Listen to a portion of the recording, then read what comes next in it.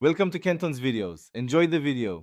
In this video, I will show how to change Audi RS5 key battery. Start by removing the emergency key from the fob and locating the small release tab. Use a flat tool to pry the case open along the seam.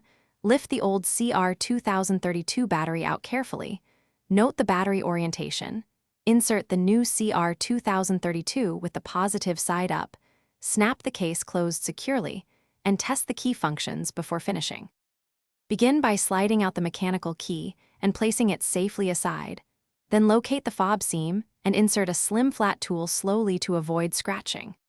Once opened, lift the old CR2032 straight out with a fingernail or plastic pick.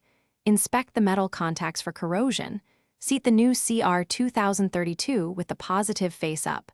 Press the halves together until they click, and confirm remote lock and unlock work as expected. If your key does not respond after replacement, remove the battery and inspect the contacts for grime or corrosion and clean carefully with a cotton swab and isopropyl alcohol. Ensure the battery is seated flat and the case is fully snapped together. Avoid skin oils on the new CR2032 and try the spare mechanical key blade to confirm the car recognizes the fob.